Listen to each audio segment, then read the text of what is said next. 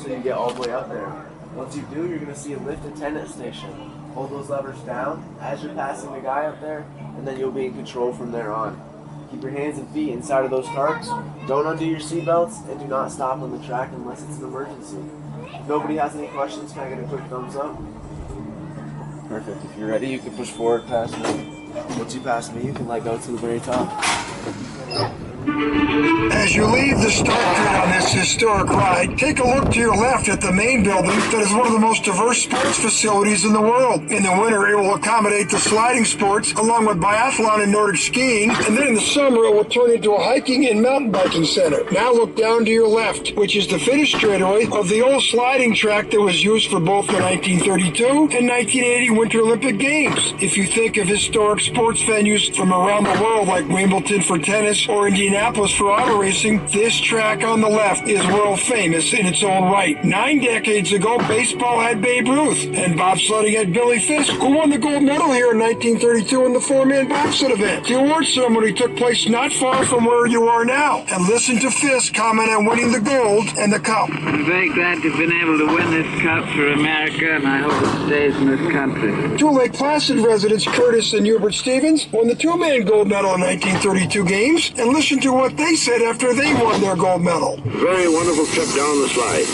However, it's the thrill of the sport rather than the victory that really counts in bobsled.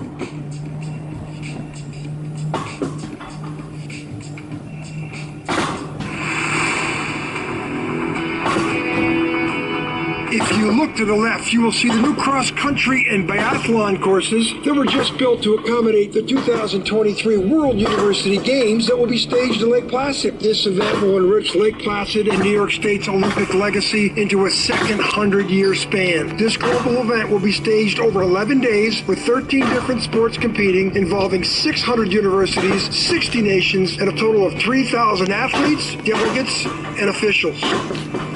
The event was previously staged in Lake Placid in 1972, and the summer version was staged in Buffalo, New York in 1993.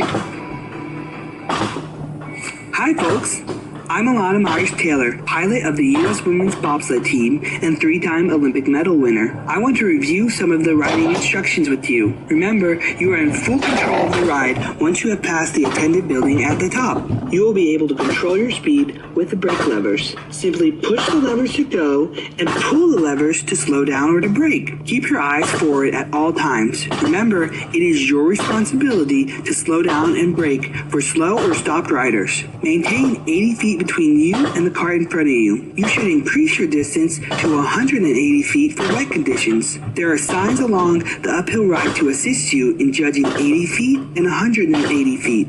Keep your hands and feet inside the car at all times. Pay attention and read instructional signs along the way. If the ride stops for any reason, stay in your car and wait for their instructions. Have a great ride.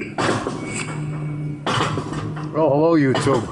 The Mount Van Hoevenberg Olympic Bobsled Finally getting to the top. Significant We're almost there. Association with the 1932 Winter Olympics and for its role in the development of bobsledding in the United States. Also for its association with the development of Lake Placid as a center for winter sports in the U.S. The bobsled run was constructed in 1930 after Godfrey Dewey was successful in convincing the International I wish this card had a mute to bring switch the so I could talk. Games to Lake Placid. Dewey was the son of Lake Placid Club founder Melville Dewey, who founded the Dewey Decimal System in our libraries. After persuading the IOC that Lake Placid could offer facilities equal to the best European sites, Dewey was instrumental in securing funding, identifying event sites, and participating in the design and construction of sports facilities. Of the latter, the bobsled run was considered critical, and Dewey promised the committee a first-class run. Despite America's inexperience with bobsled tracks, Dewey succeeded by securing the service of Stanislaus Zielinski, a renowned German course designer, who designed a course that was radically different from its European counterparts. After the American team won 2 gold medals and 1 silver in 1932 at the bobsled competition, the turn this sport camera was around. I previously won't be able unknown to in see, America, but now it captivated the country's interest.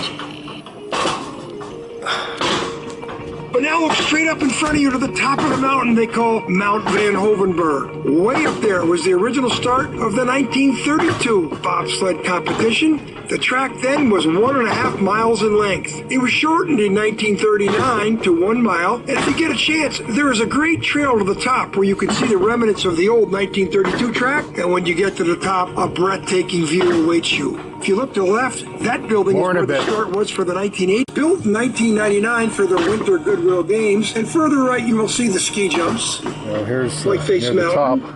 The Olympic Arena downtown Lake Placid, and that's where the greatest moment in sport of the 20th century took place in 1980 when a bunch of USA college hockey players beat the mighty Russians in the famous Miracle on Ice. You might have seen that movie Miracle with Kurt Russell.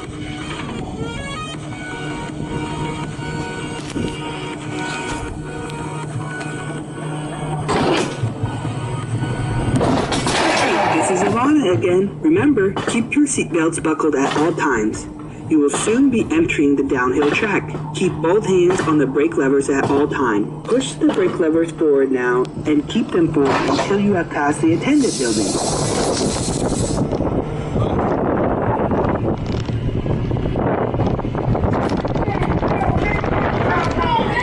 Ladies and gentlemen, now get ready for your ride down this historic track. You'll be going over the top of the same track. 1980 Winter Olympic Games. Attention. And they're off down the long straightaway above curve 1. Taking the curve. Approaching curve 2. Taking curve 2 through on the way to cliffside. Approaching cliffside. Taking cliffside. Cliffside is a corner combination of 3, 4 through cliffside and on the way to curve 6. Approaching curve 6. Taking the curve through on the long straightaway above curve 7. This is where the sleds really started to accelerate.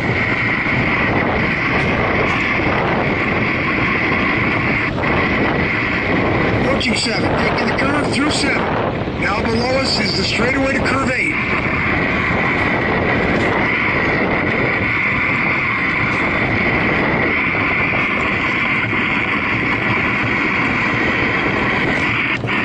Approaching 8, taking the curve through 8, on the way to Big Shady. Taking the big curve at Shady. Through, and on the long straightaway above the last shade is one of the most famous curves in the world. And the reason they call it shady, it always was covered in shades to protect it against the sunlight. The G-forces in that curve were incredible. Approaching little S. Taking the curve through the S on the way to curve 12.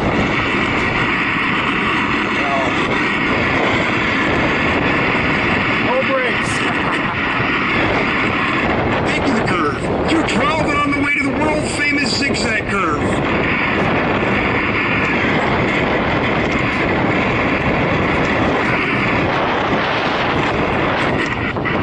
Zigging. Sagging. What a change of direction at 75 mile an hour plus. Huge crowds used to be in the zigzag area, and for good reason. Through zigzag and on the way to curve 15. Taking the curve 15 on the long straightaway above the finish curve. Now we're going to enter a 360-degree curve we call a kreisel. Only 2 Olympic tracks ever had one of these built, including the new one in.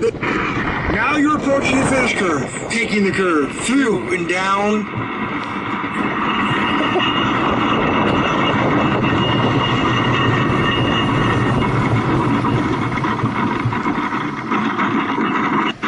Taking a bobsled ride is called the Champagne of Thrills, and if you like what you just did, sign up for the real deal, the ride on ice in the winter.